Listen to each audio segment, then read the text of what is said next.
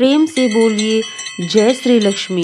दोस्तों, यदि आपको धन की कमी है तो मात्र 2 मिनट इस वीडियो को अवश्य सुन लीजिएगा। वीडियो सुनते ही आपको कहीं न कहीं से धन की प्राप्ति अवश्य ही हो जाएगी।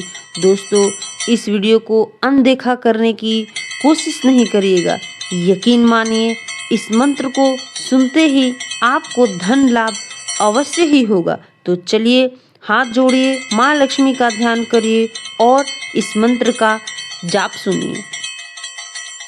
ओम श्रीं त्रीं हूं फट् ओम धनाय नमः।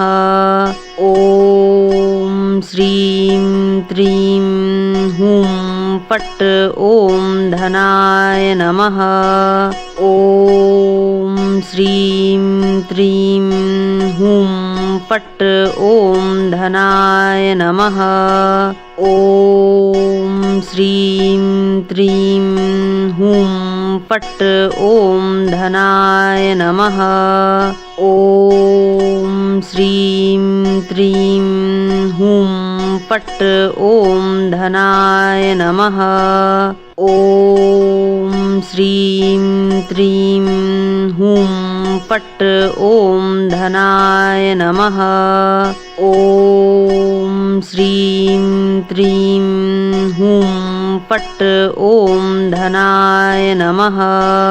ओम श्रीं त्रीं हूं फट् ओम धनाय नमः।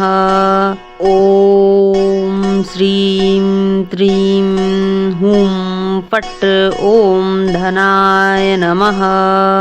ओम श्रीं त्रीं हूं फट् ओम धनाय नमः। ओम श्रीं त्रीं हूं फट् ओम धनाय नमः।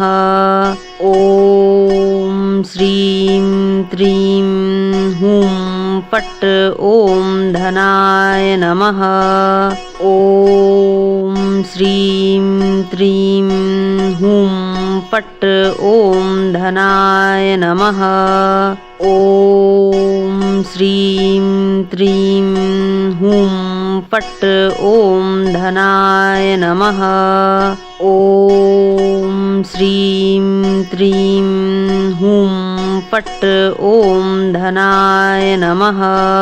ओम श्रीं त्रीं हूं फट् ओम धनाय नमः।